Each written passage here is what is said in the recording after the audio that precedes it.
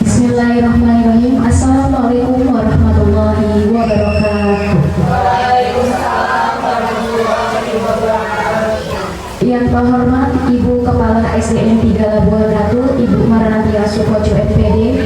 Yang saya hormati Bapak Ibu Dewan Guru beserta adik-adik mahasiswa PPG Daljak Gelombang 2 yang saya banggakan. Puji syukur marilah kita panjatkan kehadirat Allah Subhanahu wa Ta'ala yang telah melimpahkan berkah serta rahmat kepada kita semua sehingga kita dapat berkumpul di forum pagi hari ini, yaitu dalam kegiatan diseminasi dan penerapan budaya positif oleh Ibu Mutiara Raswati. Salawat serta salam marilah kita senantiasa kita sanjungkan kepada junjungan kita Nabi besar Nabi Muhammad yang senantiasa kita nantikan syafaatnya di yaumil akhir nanti. Amin amin ya rabbal alamin. Saya selaku pembawa acara akan membacakan susunan acara pada pagi hari ini. Yang pertama yaitu pembukaan, yang kedua yaitu pembacaan doa, yang ketiga sambutan Ibu Kepala Sekolah, yang keempat kegiatan inti, dan yang kelima penutup. Memasuki acara pertama yaitu pembukaan, marilah kita buka acara ini dengan membacakan lafal basmalah. Acara selanjutnya yaitu pembacaan doa yang akan dipimpin oleh Ibu Yunta Erianti SPD. Kepada Ibu dipersilakan.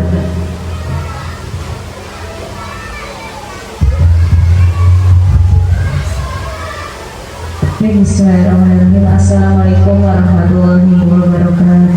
Waalaikumsalam warahmatullahi wabarakatuh. Mari Bapak Ibu sekalian kita berdoa kepada Allah Subhanahu wa Ta'ala agar kita diberikan kelancaran untuk kegiatan pagi hari ini, dan semoga kita diberikan kebermanfaatan, diberikan kemudahan dalam menuntut ilmu di pagi hari ini.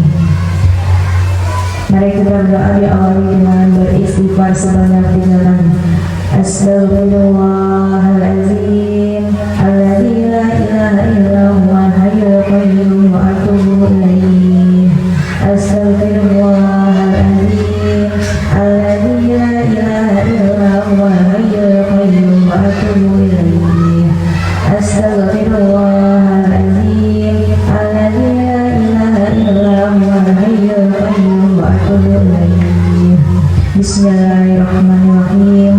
Alhamdulillahirabbil alamin. Hamdan da'imin, hamdan yu'adhi ni'amahu wa yu'adhi majidah. Ya Rabbana lakal hamdu wa lakal syukru kama yanbaghi li jalali wajhika wa 'azimi sultanik. Allahumma shalli ala sayyidina Muhammad wa ala ali sayyidina Muhammad. Allahumma inna nas'aluka salamatan fid din wad dunya wal akhirah wa afiyatan fil jasad wa sihhatan fil badani wa ziyatan fil ilmi wa barakatan fil rizqi wa taubatan qabla al-maut wa rahmatan indal maut wa maghfiratan ba'da al-maut. Allahumma hawwin 'alaina fi syakaratil maut wa najatan minan nar wa aqwalan min hisab. Rabbana la tuzigh qulubana ba'da idh hadaytana wa hab lana min ladunka rahmah innaka antal wahhab. Allahumma ighfirli wa liwalidayya warhamhuma kama rabbayani shaghira. Rabbana atina fid dunya hasanah wa fil akhirati hasanah wa qina adzabannar. Subhanaka rabbil izzati amma yasifun wa salamun alal mursalin walhamdulillahi rabbil alamin. Wassalamualaikum warahmatullahi wabarakatuh. Baiklah, acara selanjutnya yaitu sambutan dari Ibu Kepala Sekolah. Kepada Ibu Maranatia Sukoco MPD dipersilakan. Assalamualaikum warahmatullahi wabarakatuh. Selamat pagi dan salam sejahtera untuk kita semua. Tapi pun bersyukurilah alhamdulillah rabbil alamin, pada pagi hari ini kalian Bapak Ibu Dewan Guru dan para mahasiswa PPG Perjalanan Gelombang 2 tahun 2023 mengikuti kegiatan daripada salah satu tugas dari Ibu Mutiara Raswati di Pendidikan Guru Penggerak Angkatan 11, yaitu untuk mendiseminasikan apa yang telah diperoleh beliau dalam pendidikan guru penggerak, yaitu terkait budaya positif. Adapun budaya positif itu sebenarnya sudah kita lakukan dalam kegiatan kita setiap harinya, tetapi dalam pelaksanaannya lebih diimplementasi kepada strategis dan lebih didisiplinkan kembali untuk pelaksanaan budaya positif yang ada di sekolah kita. Yang harapannya saya sebagai Kepala SD 381, Bapak Ibu Dewan Guru selalu bekerja sama, berkolaborasi, bersinergi antar guru, walaupun baik guru kelas maupun bidang studi. Gunanya buat apa? Buat murid kita. Ya, lagi-lagi pembelajaran ini bukan sekedar mengikuti euforianya hura-hura, bukan artinya cuma sekedar kumpul-kumpul, ya kan, mendapatkan ilmu. Itu sangat bermanfaat untuk murid kita. Lagi-lagi tujuan kita untuk berkolaborasi adalah murid. Dan silahkan kembangkan diri. Pengembangan diri itu sangat penting. Sebab apa? Ilmu yang kita peroleh kalau tidak kita kembangkan itu akan menjadi sia-sia. Karena setiap pekerjaan yang kita lakukan itu bergelai ibadah. Apalagi sekolah ini adalah tempat kita untuk mengembangkan kompetensi kita sebagai dewan guru. Murid adalah titipan, orang tua melalui murid. Jadi gunakanlah amanah yang sudah diberikan Bapak Ibu wali murid itu kepada kita. Nah, jadi bekerjalah dengan maksimal, dengan bertanggung jawab, kerja cerdas, kerja ikhlas. Itu aja pesan saya, kolaborasi, dan saya mendukung semua kegiatan yang Bapak Ibu lakukan, baik secara mandiri maupun ada perintah dari saya, ataupun memang ada apa ya, dan kata itu ide kreatif itu semua ini begitu, silakan kembangkan diri. Karena pengembangan diri itu tidak hanya hari ini, karena harus terus-menerus kita lakukan, baik di dalam sekolah maupun di luar sekolah, baik secara daring maupun secara tatap muka atau luring. Itu ya. Nah, simak kegiatan ini, mana yang belum saya lakukan, mana yang sudah saya lakukan, apa yang perlu saya perbaiki. Bertanya, bukan artinya Bu Mutia ini tahu segalanya atau lebih pintar di depan, tidak ya Bapak Ibu, tapi kita sama-sama belajar, sama-sama mengembangkan diri. Ya, kalau di sekolah sendiri kan lebih enak diskusinya. Itu ya Bapak Ibu ya, apalagi dari mahasiswa masih belajar terus mengembangkan potensi diri untuk menjadi calon guru yang profesional. Dan tujuan kita lagi-lagi Ibu tekankan bahwasanya sertifikat pendidik itu adalah bonus dari Allah.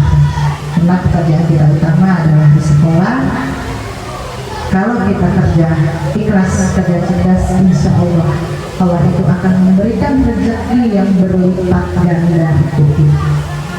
Ya, saja silahkan kalian lanjut, ya, simak apa yang disampaikan oleh Ibu Mutia, terus tanya kalau tidak jelas. Ya, sekian aja arahan dari Ibu.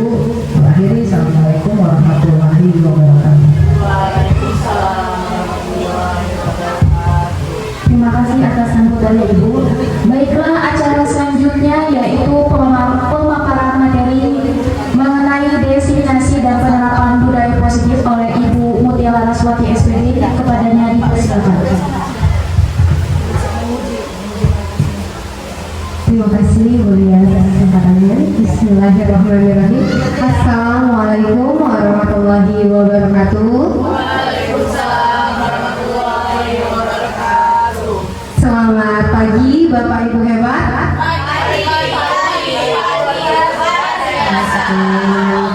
Oke, pada sebelumnya saya mengucapkan terima kasih terlebih dahulu kepada Ibu Kepala Sekolah dan juga kepada rekan-rekan semuanya yang sudah menyempatkan hadir di forum diseminasi penerapan budaya positif pada pagi hari ini. Nah, sebelum dimulai saya mau kita tepuk semangat dulu ya. Kayak biasanya kan kalau sama siswa-siswi kita biasanya tepuk semangat dulu ya supaya semangat. Nah ini sama nih, saya juga pengen mancing semangatnya dulu supaya kita lebih semangat. Bisa ya Bapak Ibu ya? Oke. Tepuk semangat. Semangat. Oke, satu kali lagi. Tepuk semangat baru. Yes, yes. Yes, yes. We are the best, the best, the best. Yes, Allahu Akbar. Mantap. Oke, terima kasih banyak Bapak Ibu semuanya. Oke, lanjut.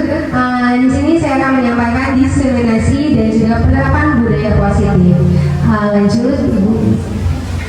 Nah, sebelum dimulai, kita adakan kesepakatan dulu ya di forum ini ya, supaya sama-sama nyimak. Oke.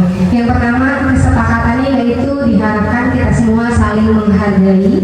Kemudian yang kedua menjadi pendengar yang baik. Yang ketiga boleh sambil dimakan dan diminum. Yang keempat mengikuti kegiatan forum dengan aktif. Yang kelima izin jika ada keperluan. Dan yang keenam tidak bermain HP. Kira-kira di sini ada yang mau dikurangi atau yang mau ditambahkan? Gimana kira-kira? Apa pas? Cukup, udah cukup aja lah Bu gitu. Oke, pas ya, cukup ya. Oke, kalau gitu bisa dilanjut. Oke, nah jadi ini adalah yang akan saya sampaikan pada hari ini. Tujuannya apa saya menyampaikan ini? Supaya kita bisa menjadi seorang guru yang baik untuk menerapkan, mewujudkan budaya positif di lingkungan sekolah kita, khususnya di SD 3 Labuhan Ratu. Jadi yang pertama itu akan saya paparkan materi tentang disiplin positif dan juga nilai-nilai kebajikan. Yang kedua ada motivasi perilaku manusia. Yang ketiga ada keyakinan kelas. Kemudian ada kebutuhan dasar manusia. Ada posisi kontrol guru dan juga ada segitiga restitusi. Oke, lanjut. Oke, nah materi yang pertama mengenai disiplin positif dan nilai-nilai kebajikan universal. Lanjut dulu. Nah, jadi disiplin positif itu merupakan caranya ya Bu ya, cara untuk menerapkan disiplin, untuk mengajarkan anak bertanggung jawab yang tujuannya nanti itu anak-anak tuh bisa sadar berdasarkan nilai-nilai kebajikan. Nah, jadi di sini ada disiplin positif itu merupakan suatu caranya supaya bisa memperoleh nilai-nilai kebajikan. Oke, lanjut. Nah, jadi tujuan disiplin positif ini untuk mengontrol diri dalam segala tindakan. Kemudian supaya membuat murid itu lebih memahami dan menyadari motivasi itu dari dalam diri mereka sendiri, bukan dari luar, bukan dari paksaan, bukan dari dorongan dari luar, bukan juga dari hukuman. Jadi mereka menyadari disiplin positif itu dari dalam diri mereka sendiri. Lanjut. Nah ini tadi ya, berdasarkan tadi nilai-nilai kebajikan universal. Tadi nilai-nilai kebajikan ya, tadi tujuan disiplin itu untuk anak-anak tuh menyadari nilai-nilai kebajikan itu tadi. Nah nilai-nilai kebajikan itu merupakan sifat-sifat yang positif yang merupakan tujuan yang ingin dicapai. Jadi nilai-nilai kebajikan itu positifnya ya, sikap-sikap yang positifnya yang ingin dicapai, artinya itu tujuannya. Nah, kenapa bersifat universal? Karena dia bersifat menyeluruh dari budaya, agama, ras, maupun latar belakang. Nah, ini dia nilai-nilai kebajikan. Kalau di kita, khususnya di Indonesia, itu nilai-nilai kebajikan yang ada di pendidikan kita itu tertuang di dalam profil belajar Pancasila. Nah, pasti Bapak Ibu udah nggak asing dong ya kan? Profil belajar Pancasila. Bisa nggak kita sama-sama menyanyikan profil belajar Pancasila? Bisa ya? Boleh dong, boleh ya. Oke ya, sama-sama ya. 1, 2, 3. Pelajar Pancasila beriman dan bertakwa pada Tuhan Yang Esa dan berakhlak mulia, berkebinekaan global, gotong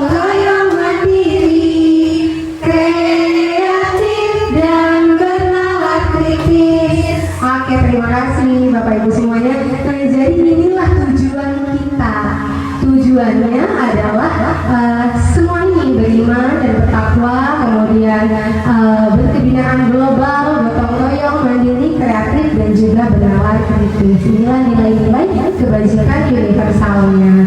Dan juga sih.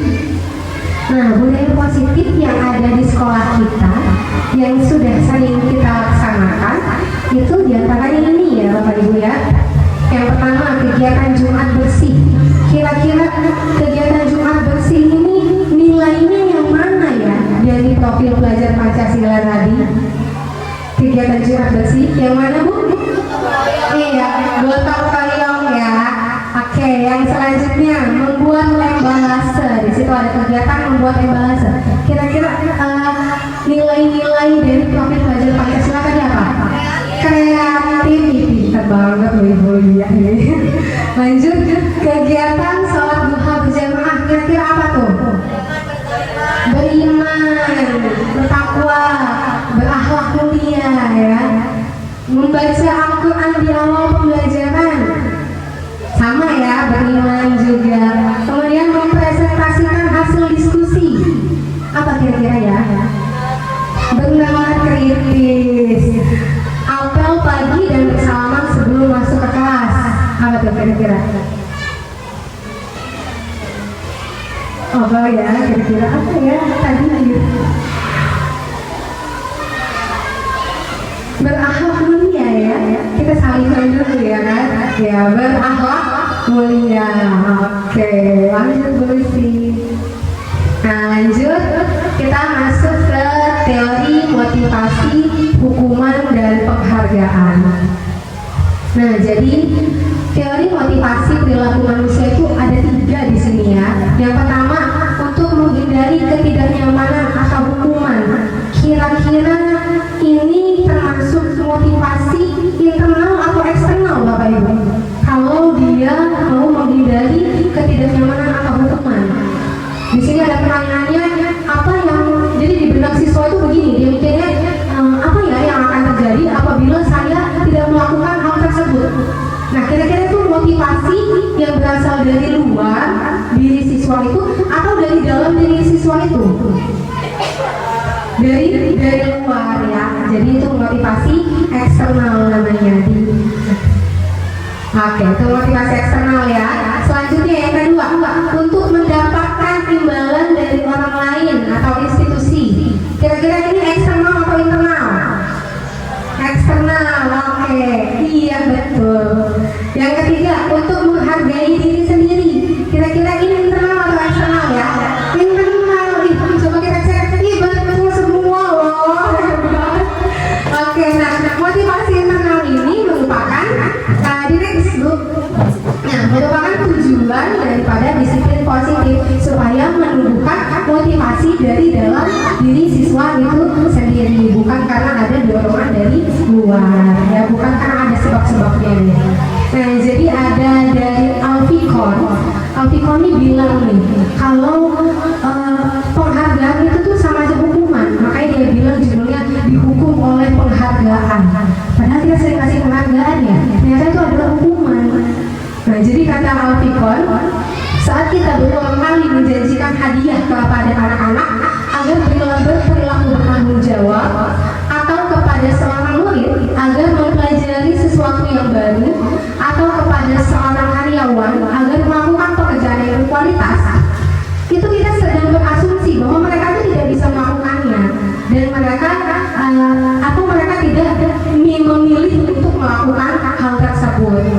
Maka kata Alfikon bahwa penghargaan itu berlaku sama dengan hukuman, yaitu penghargaan itu diberikan untuk mengontrol perilaku seseorang yang justru itu menghancurkan potensinya untuk pembelajaran yang sesungguhnya.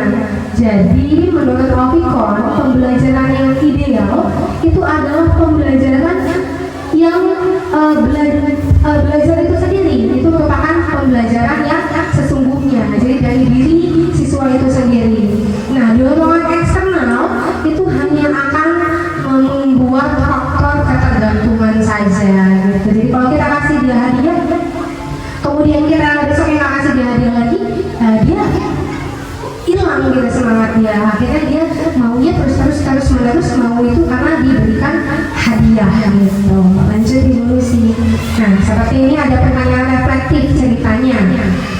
Iva kurang menguasai pelajaran matematika, sehingga pada pelajaran tersebut dia lebih banyak berdiam diri atau menggambar di buku pelajarannya. Pada saat guru matematikanya Pak Seno menanyakan pertanyaan, Iva menjadi gugup dan tak sengaja menjatuhkan tasnya dari kursi, serta tiba-tiba menjadi gagap pada saat berupaya menjawab. Seluruh kelas pun tertawa melihat perilaku Iva yang bicara tergagap dan terkejut tersebut. Pak Seno pada saat itu membiarkan teman-teman Iva mentertawakan Iva yang tergagap dan malu luar biasa, dan malahan meminta Iva untuk maju ke depan dan berdiri di depan kelas sambil menunjuk hidungnya karena tidak bisa menjawab pertanyaan Pak Seno. Kelas pun semakin gaduh dan anak-anak pun tertawa melihat Iva di depan kelas memegang ujung hidungnya. Nah, kira-kira Bapak Ibu, apakah kalian setuju dengan tindakan Pak Seno terhadap Iva? Setuju nggak? Kira-kira? Kenapa ya Bapak Ibu nggak setujunya? Iya, karena Pak Seno mempermalukan Iva ya. Dia pertama tiba-tiba nanya gitu kan, nanya tiba-tiba Iva yang lagi ngapain, kalau ditanya kaget tuh dia kan. Kemudian dia gagap. Nah, kemudian siswanya menertawakan pula, terus didiemin ya kan. Makin malu lah, udah malu, makin malu lagi. Kemudian udah nggak bisa, udah malu, malah semakin dipanggil ke depan, ke depan kelas. Jadi malunya itu berkali-kali lipat. Nah, menurut Anda tindakan Pak Seno terhadap Iva adalah sebuah hukuman atau konsekuensi?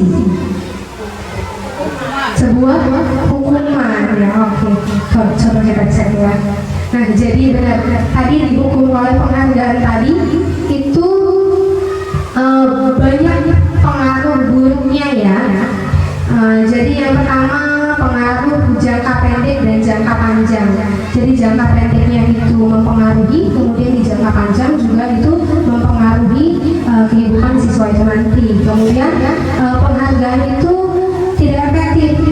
Jadi penghargaan yang diberikan pada saat kita memberikan penghargaan kepada siswa itu justru malah tidak efektif. Itu tadi karena siswa itu mau lagi gitu. Dia mau saya mau melakukan sesuatu karena dikasih dia sesuatu gitu. Kalau nggak dikasih udah dia ngapain. Akhirnya penghargaan itu menjadi tidak efektif karena itu sifatnya hanya sementara. Kemudian penghargaan juga merusak hubungan. Penghargaan juga mengurangi ketepatan. Misalnya gini, penelitiannya sih gini, ketika ada siswa yang diberikan soal, satu siswa itu diberikan soal dengan iming-iming diberikan hadiah.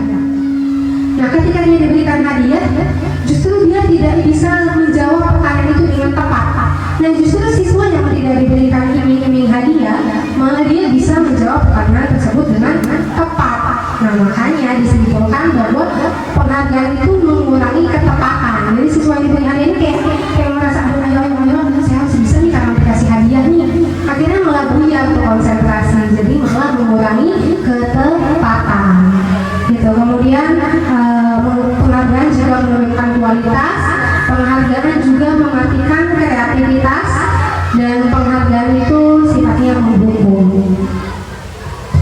Nah, di sini ada contoh tadi ya, hukuman atau konsekuensi. Tadi kan udah dijawab Pak Seno itu tindakannya hukuman ya Bapak Ibu ya. Sekarang ini ada 7 soal nih. Kita tebak sama-sama ya. Ini hukuman apa konsekuensi gitu kan. Yang pertama, mencatat 100 kali di dalam buku kalimat saya tidak akan terlambat lagi datang ke sekolah. Kira-kira hukuman atau konsekuensi? Apa nih? Hukuman, yakin? Konsekuensi atau hukuman? Kita lihat sama-sama ya. Bukan solusi. Hukuman apa konsekuensi nih? Hukuman ya. Jadi di situ hukuman ya. Kemudian yang kedua, lari mengelilingi lapangan basket 10 kali karena terlambat hadir di sekolah. Hukuman atau konsekuensi?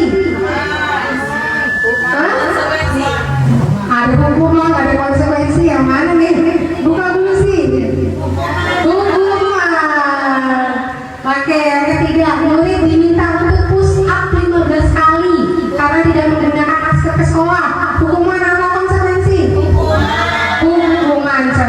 Iya betul. Yang keempat, menggantikan kertas tugas teman yang telah dicoret-coret. Iya, konsekuensi, betul. Yang kelima, membersihkan tumpahan air di meja tulis karena tersenggol pada saat belajar. Konsekuensi, ya betul. Meminta murid tidak mengenakan sepatu seharian di sekolah karena tidak mengenakan sepatu hitam. Hukuman atau konsekuensi? Ya? Tidak mengenakan, nggak boleh pakai sepatu seharian karena dia nggak pakai sepatu hitam. Ayo bonus dibuka, iya hukuman. Nah satu lagi nih, lari lapangan basket 2 kali karena terlambat 10 menit. Hukuman atau konsekuensi? Hah? Hukuman atau konsekuensi? Konsekuensi. Loh, kok gitu sih? Apa jadi dunia dia ya? Tadi lari lapangan basket 10 kali hukuman, lari lapangan basket 2 kali konsekuensi. Jadi apa nih kira-kira bedanya? Nah jadi ya, kalau hukuman itu sifatnya itu mendadak, tiba-tiba gitu dikasihnya, nggak ada kesepakatan dulu. Tahu-tahu tiba-tiba itu muncul di benak gue itu, udahlah kamu hukumannya ini gitu, itu hukuman. Kemudian hukuman itu di luar akal gitu loh, terlalu berlebihan. Kayak mencatat buku kalimat sampai 100 kali itu kan berlebihan ya Bapak Ibu ya. Nah itu berlebihan tuh udah masuknya hukuman. Tapi ketika dia cuma lari lapangan basketnya 2 kali, itu nggak apa-apa, itu termasuk konsekuensi. Karena 2 kali itu masih masuk akal, nggak terlalu bikin anak pingsan.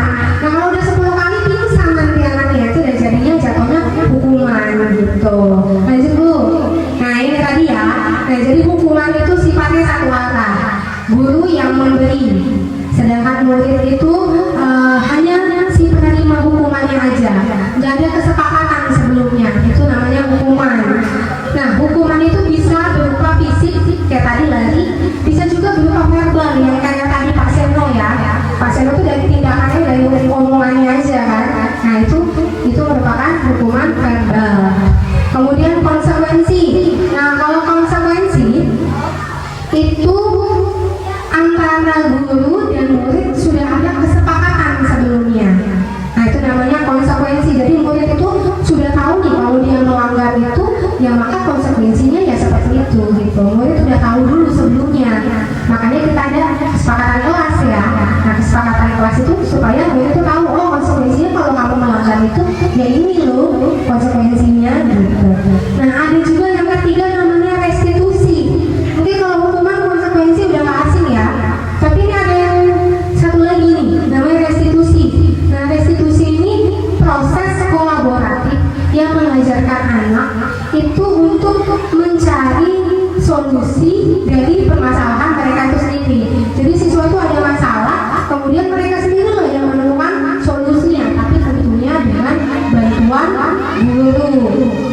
Jadi mereka bisa berpikir bagaimana cara mereka memperbaiki kesalahan tersebut dan kira-kira mau jadi apa sih mereka itu nanti ke depannya. Itulah namanya restitusi. Lanjut Bu. Nah sekarang kita ke keyakinan kelas. Tadi saya bilang konsekuensi harus ada kesepakatan kelas ya. Nah, kok ada kesepakatan, ada keyakinan, apa nih bedanya? Kesepakatan, keyakinan ya kan?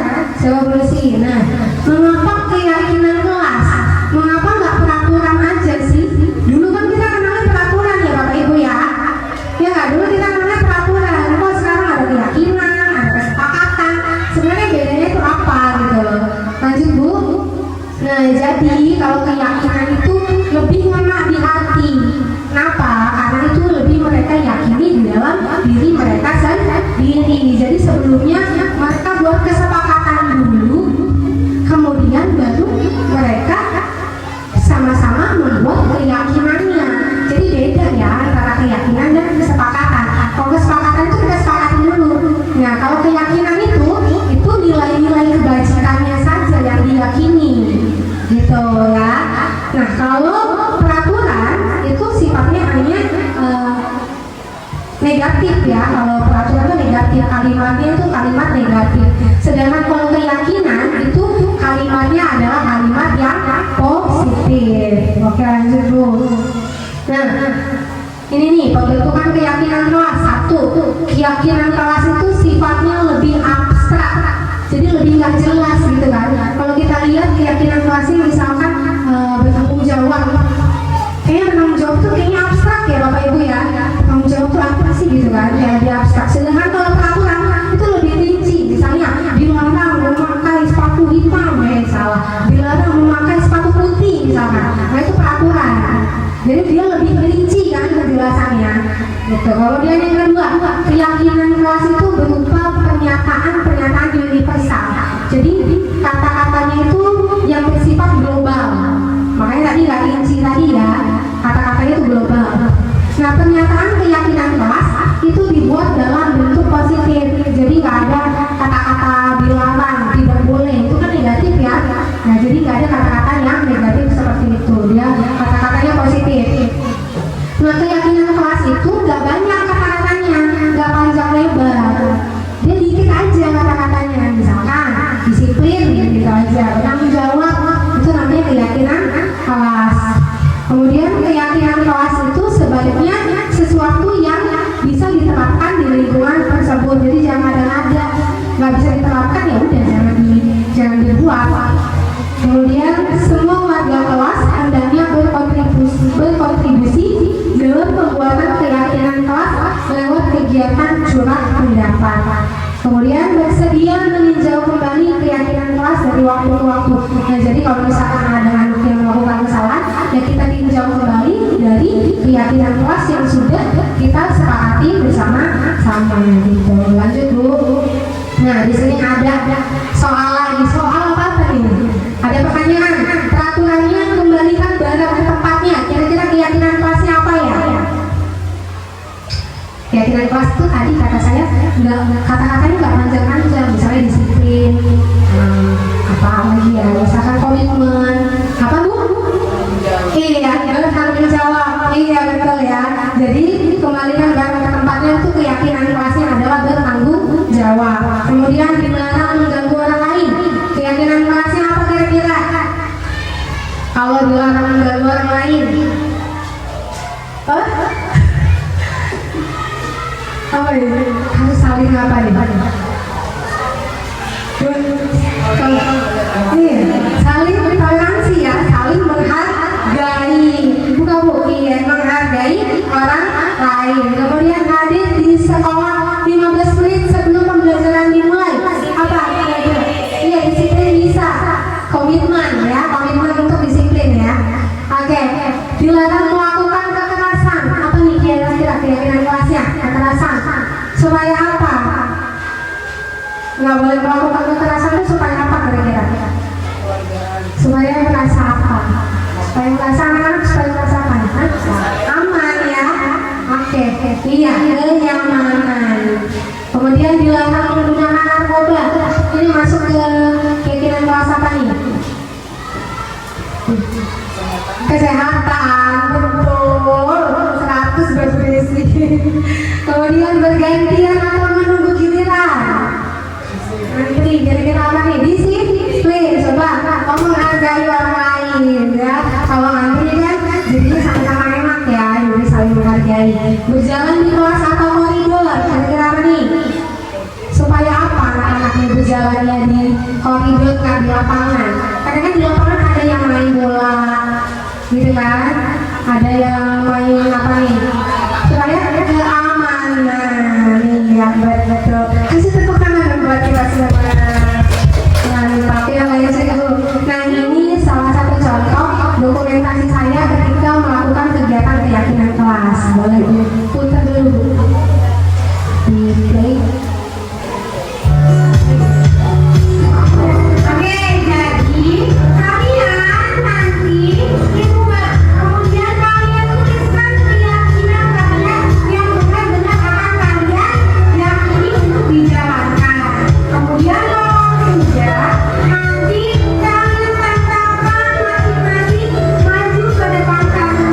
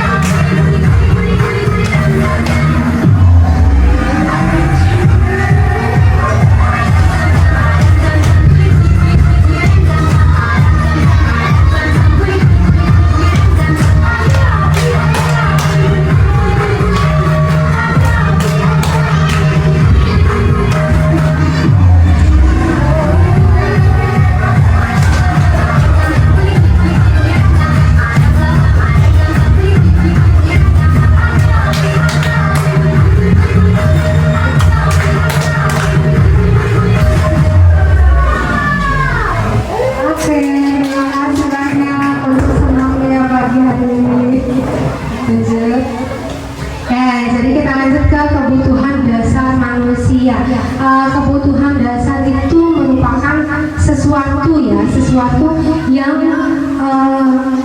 kita lakukan, segala sesuatunya yang kita lakukan itu untuk mendapatkan suatu keinginan, yaitu kebutuhan tadi ya. Jadi kita melakukan segala sesuatunya deh untuk mendapatkan keinginan tersebut, itu kebutuhan dasar. Jadi seluruh tindakan yang kita lakukan itu tujuannya untuk memenuhi kebutuhan kita. Lanjut. Nah, jadi ada 5 kebutuhan dasar manusia. Yang pertama itu ada bertahan hidup. Oke, nah bertahan hidup ini meliputi makanan, rumah, kesehatan, kemudian keamanan. Jadi misalkan kalau kayak di sekolah itu kadang ada anak-anak yang misalnya dia nggak mau belajar nih, nggak mau belajar, diem aja. Pas kita dekatin, kenapa nak? Nggak mau, kok lemas gitu kan? Iya bu, saya belum makan. Terus nggak bawa bekal juga, nggak dibawain bekal sama mamahnya. Nah ini si anak ini lagi memenuhi kebutuhan hidupnya yang bertahan hidup karena dia butuh makanan gitu ya. Nah lanjut, kasih sayang dan rasa diterima.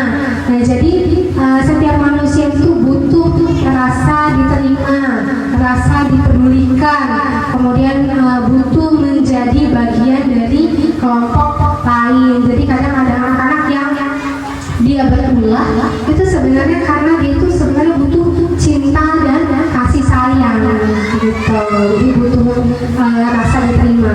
Kemudian lanjut kebebasan. Kebebasan ini dia mau mencoba hal baru biasanya, mandiri ya, anaknya itu dia pengen mencoba hal-hal baru, maka itu disebut dengan kebutuhan kebebasan. Lanjut penguasaan. Nah kalau penguasaan ini berkaitan dengan harga diri, kemudian berkaitan dengan keinginan untuk memimpin, kemudian keinginan untuk berprestasi. Nah jadi kalau ada anak-anak yang dia ini pengen diakui gitu, nah itu anak itu lagi mau memenuhi kebutuhan hidupnya yang penguasaan. Dia pengen diakui nih kalau dia berprestasi gitu. Lanjut kesenangan. Kalau kesenangan itu berhubungan dengan bermain, kemudian tertawa. Jadi ada anak-anak yang suka isengin temen ya, suka gitu ya. Anak-anaknya isengin temen. Pas kita tanya kenapa, ya lucu aja bu lihat dia nangis. Nah buat dia lucu, buat kita yang pusing, buat dia lucu. Nah itu anak itu butuh kesenangan sebenarnya, mungkin dia butuh healing gitu ya. Yang lanjut. Nah jadi ada cerita nih, tahun ini Dimas genap berusia 17 tahun. Ia senang sekali ketika ayahnya mulai mengajarkan cara menyetir mobil. Setiap akhir pekan ia berlatih menyetir. Ia terlihat senang sekali berlatih sampai akhirnya ia bisa menyetir mobil dengan baik dan lancar. Ketika ibunya bertanya pada Dimas, apa yang membuat dia ingin bisa menyetir mobil? Ketika jawaban Dimas adalah seperti ini, nanti ada jawaban Dimas ya. Kebutuhan apa yang sebenarnya ingin dia penuhi? Oke lanjut dulu. Nah dia jawab nih, menyetir mobil itu seru. Kira-kira itu dia sudah memenuhi kebutuhan yang mana bu? Apakah kebebasan, atau kesenangan, cinta dan kasih sayang, atau penguasaan? Kalau dia bilang itu seru, kesenangan, yakin? Yakin? Kalau salah boleh poin nanti. Ya, bukan bu. Iya betul. Kasih tepuk tangan buat dia. Lanjut. Aku merasa bangga dan keren. Nah, kira-kira dia lagi mau memenuhi kebutuhan yang mana? Kebebasan, penguasaan, cinta dan kasih sayang, atau kesenangan? Yakin? Kita lihat ya. Iya betul, penguasaan. Ya lanjut. Aku senang bisa pergi ke tempat-tempat yang aku suka. Apa nih? Cinta dan kasih sayang, penguasaan, kesenangan, atau kebebasan? Kebebasan. Coba cek bu. Iya betul. Lanjut. Biar bisa jalan-jalan naik mobil sama teman-temanku. Penguasaan, kesenangan, kebebasan, atau cinta dan kasih sayang? Apa nih? Oh kayak iya, cinta dan kasih sayang. Oke, lanjut. Nah lanjut kita ke 5 posisi kontrol. Lanjut bu. Nah 5 posisi kontrol ini ada sebagai penghukum, ada sebagai pembuat rasa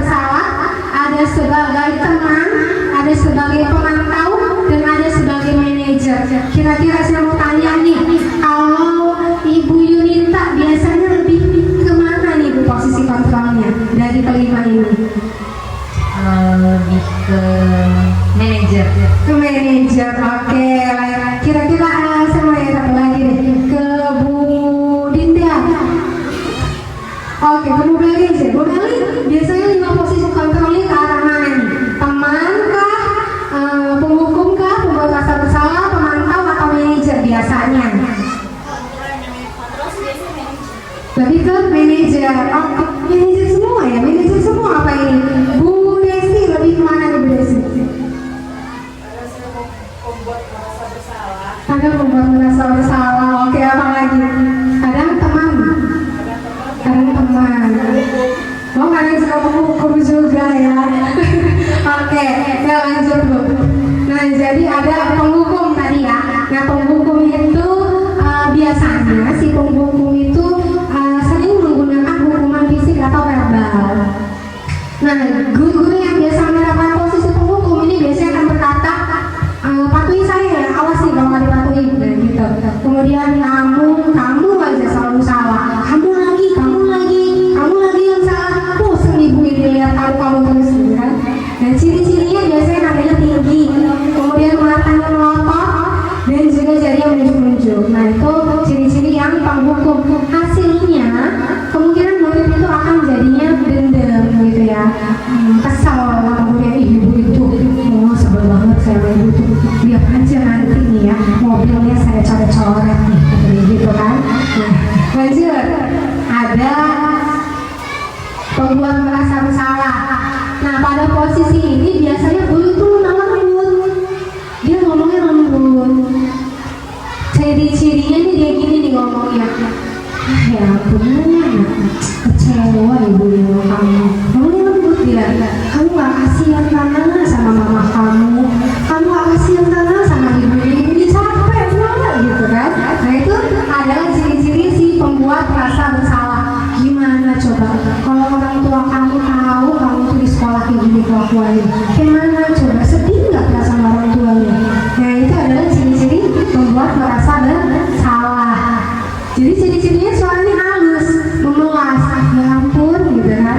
Nah, bahasa tubuhnya lesu, merapat sama anaknya dipeluk gitu. Nah, hasilnya murid ini bakal merasa, oh iya ya, ternyata saya ini jadi anak yang gagal ya gitu. Iya ya, saya nggak bisa bantu orang tua saya ya gitu. Nah, kondisi ini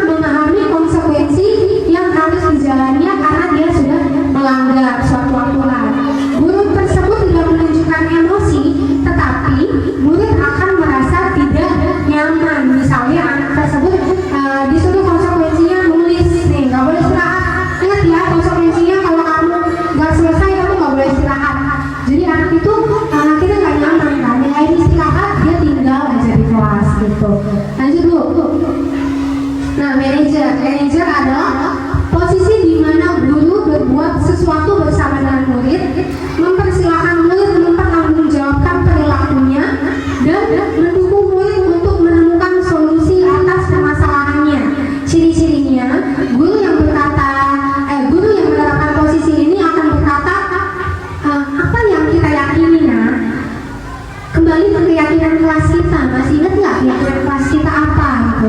Apakah kamu meyakininya? Apa rencana kamu untuk memperbaiki hal tersebut? Ciri-cirinya ada suaranya halus, bahasa tubuhnya tidak kaku, dan juga mendekat ke murid. Hasilnya fokus itu ada sama si murid, bukan pada guru ataupun kepada orang tua, karena murid sudah mengetahui dan dia sudah mencari solusi atas permasalahan dia sendiri. Nah, kira-kira dari 5 posisi kontrol tadi, Bapak Ibu, posisi kontrol yang mana ya yang paling tepat untuk kita jalankan? Sebagai teman kah? Sebagai pemantau kah? Sebagai manajer kah? Sebagai penghukum kah? Atau pembuat rasa bersalah yang nadanya halus? Kira-kira yang mana yang paling tepat untuk dijalankan? Yang mana nih? Sebagai manajer, ya betul. Sebagai manajer, ini adalah posisi kontrol yang paling tepat. Ya, lanjut Bu. Nah, ada pertanyaan nih, posisi kontrol apakah aku? Kalau dia ngomongnya, kamu selalu saja salah, tidak pernah benar melakukannya. Ini apa nih kira-kira posisi kontrolnya? Apa nih? Kamu selalu aja salah, gak pernah benar melakukannya. Apa nih? Membuat rasa bersalah kah? Teman kah? Penghukum kah? Apa? Apa? Penghukum atau pembuat merasa bersalah? Penghukum? Pembuat? Oke, kita lihat sama-sama. Penghukum. Lanjut. Apa rencanamu untuk menyelesaikan masalah ini? Nah, kira-kira apa nih? Posisi kontrol apa nih? Apa nah rencanamu? Manajer? Ya, coba kita cek. Iya, betul manajer. Lanjut. Ya udah, kali ini gak apa-apa. Nanti ibu bantuin. Apa nih? Teman. Cek Bu. Iya, teman. Lanjut. Kamu terlambat 15 menit. Apakah kamu sudah mengerti konsekuensi yang harus dilakukan bila terlambat? Apa nih? Bukan salah? Yakin? Apa nih? Apa Bu? Pemantau. Ada pemantau, ada? Yang mana? Pemantau. Udah ya? Gak jadi ya tadi ya? Gak jadi. Kita cek. Iya, pemantau. Lanjut. Gimana coba kalau orang tua kamu tahu kamu berbuat begini? Pembuat merasa bersalah. Iya. Oke. Kasih tepuk tangan dulu dong. Lanjut yang terakhir, segitiga restitusi. Nah, jadi segitiga restitusi ini ada 3. Yang pertama itu untuk menstabilkan identitas dulu, kemudian memvalidasi tindakan yang salah, yang ketiga menanyakan keyakinan. Jadi segitiga restitusi ini itu adalah suatu proses dialog yang dijalankan oleh guru untuk menghasilkan murid yang mandiri dan juga bertanggung jawab. Nah, yang pertama tahapannya kalau kita mau menerapkan segitiga restitusi, itu yang pertama adalah kita harus stabilkan identitasnya dulu. Dengan cara apa? Nah, guru itu bakal berkata, berbuat salah itu hal yang manusiawi. Tidak ada manusia yang sempurna. Bapak Ibu juga pernah berbuat salah. Bapak Ibu tidak tertarik untuk mencari tahu siapa yang benar, siapa yang salah. Bapak Ibu lebih tertarik untuk menyelesaikan masalah. Kalau kamu menyalahkan dirimu sendiri terus, apakah kamu bersikap baik pada dirimu sendiri? Nah, itu kata-kata yang bisa dikatakan oleh guru untuk menstabilkan identitas anak itu. Jadi untuk tujuannya untuk mengubah identitas anak yang kita stabilkan ini kan dari yang dia berbuat ulah ya Bapak Ibu ya. Nah, kita stabilkan dulu identitasnya dari dia yang berbuat salah, kemudian dia berpikir, oh iya ternyata nggak apa-apa ya sesekali kalau saya melakukan kesalahan. Yang penting saya mau perbaiki kesalahan tersebut. Jadi kita ubah dulu identitas yang kita stabilkan. Lanjut Bu. Kemudian kita lakukan validasi tindakan yang salah. Nah, validasi ini tujuannya untuk membantu murid mengenali kebutuhan dasar apa yang sebenarnya dia butuhkan. Guru bakal berkata gini,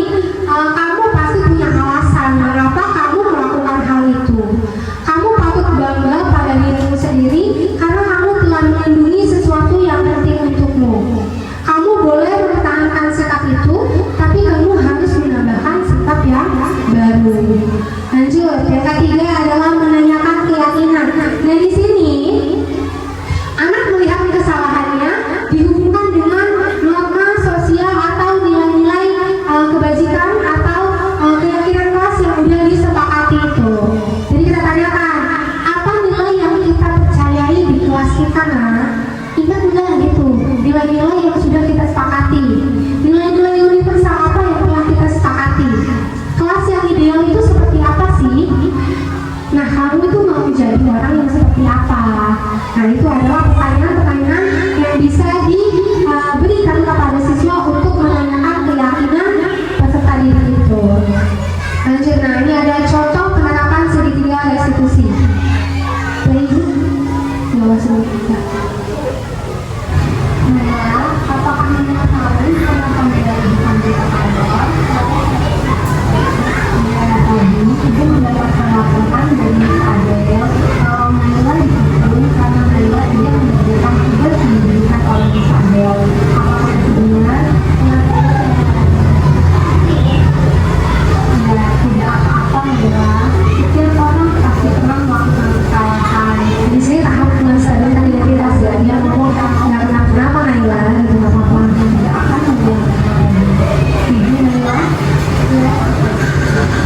Nah, Naila pasti punya alasan kenapa Naila melakukan hal tersebut. Coba ditanya apa alasan Naila melakukan hal tersebut. Kalian kasih ditanya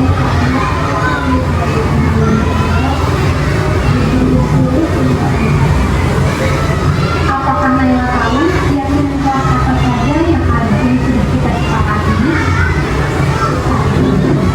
Apakah sudah mengerjakan tugas itu sesuai dengan kesepakatan kelas kita Naila? Kira-kira keyakinan kelas apa yang sudah Naila langgar? Ya benar Naila. Kira-kira apa yang akan Naila lakukan untuk memperbaiki kesalahan tersebut?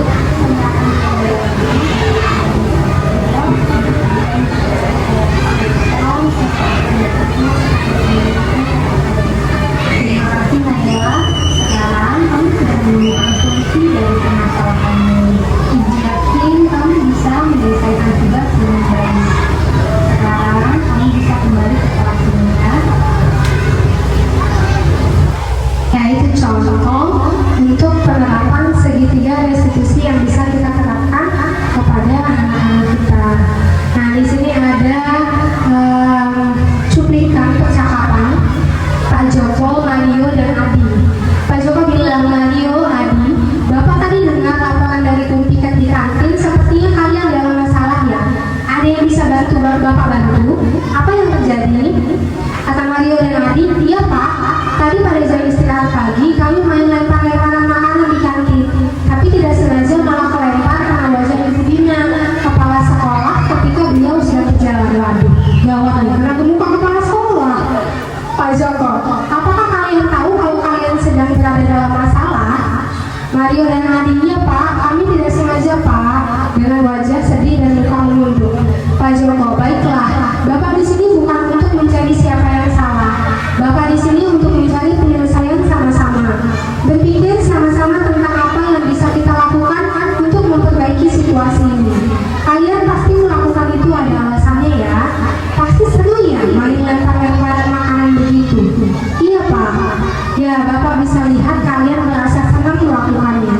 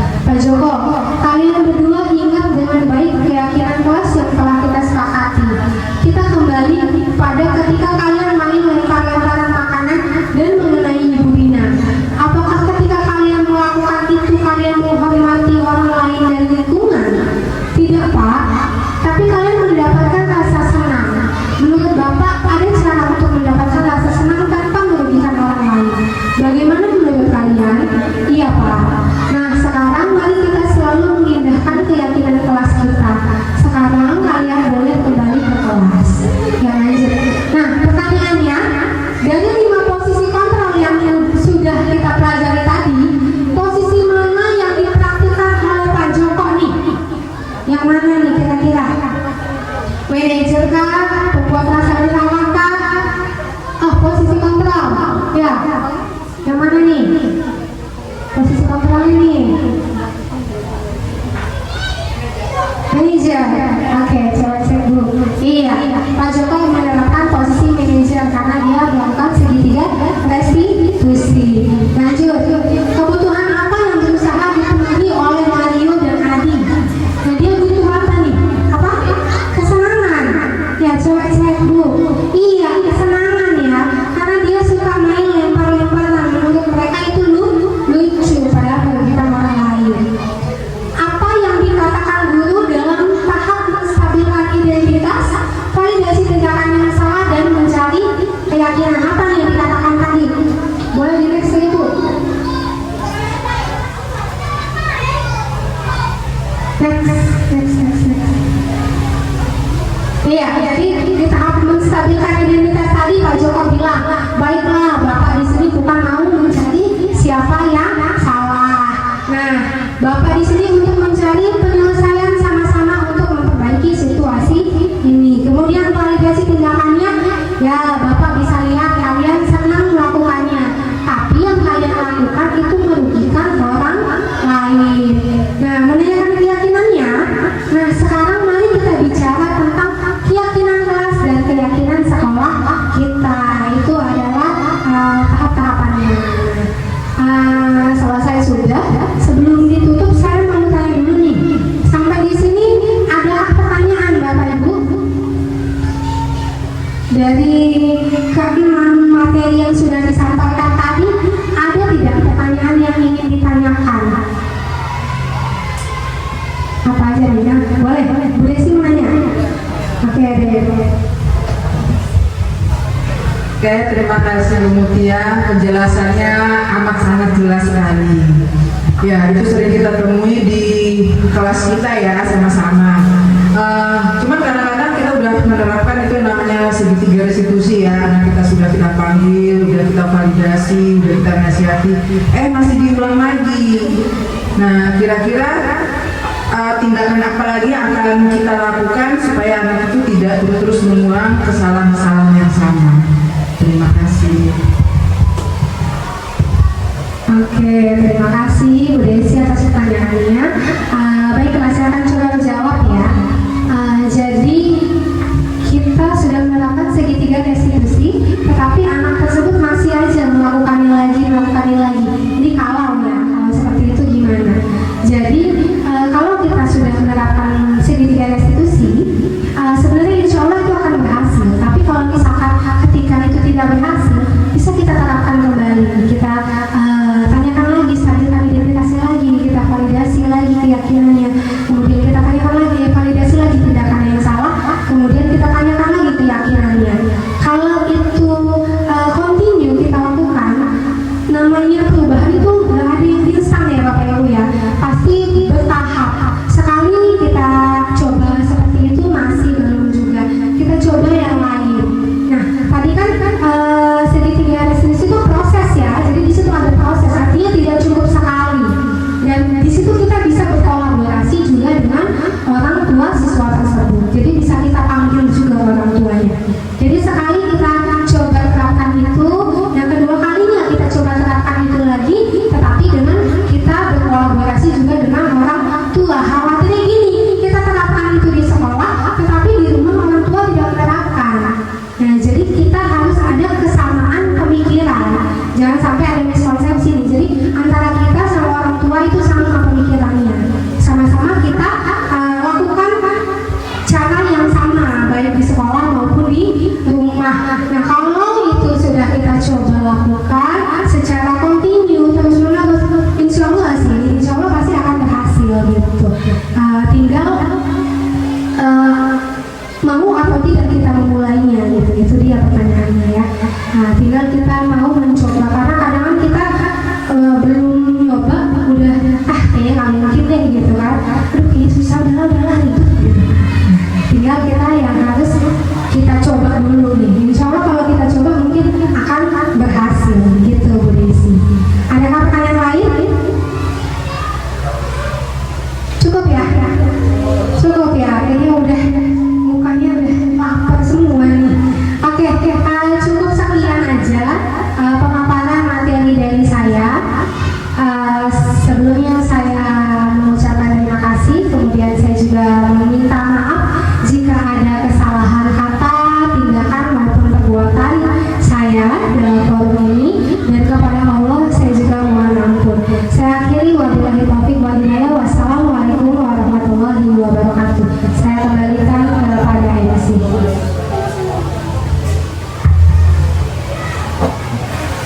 Alhamdulillahirobbilalamin. Semua rangkaian acara telah kita lalui bersama. Semoga dapat memberikan manfaat untuk kita semua dan membawa pada masa depan pendidikan yang lebih indah. Baiklah, mari kita tutup acara ini dengan membacakan lafal hamdalah. Saya Lia Puspita mengucapkan banyak terima kasih atas perhatiannya. Mohon maaf jika ada kesalahan dan kepada Allah saya mohon ampun. Saya akhiri bila taufiq wal hidayah. Wassalamualaikum warahmatullahi wabarakatuh. Waalaikumsalam warahmatullahi wabarakatuh.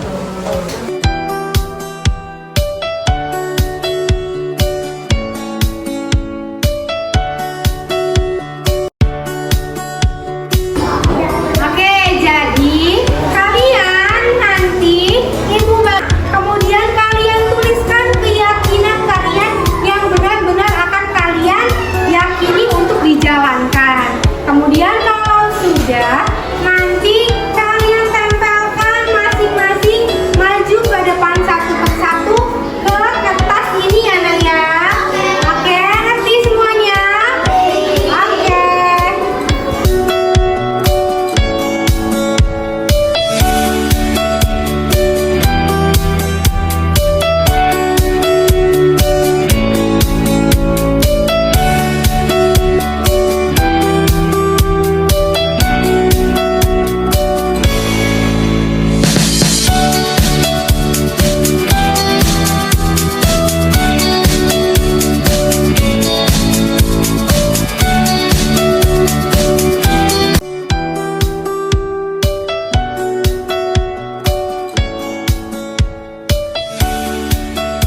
Assalamualaikum warahmatullahi wabarakatuh. Perkenalkan, nama saya Elizabeth Putri, saya dari kelas 2A.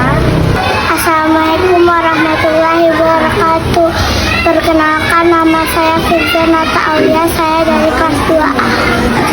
Assalamualaikum, nama saya Fadila Kafia dari kelas 2A.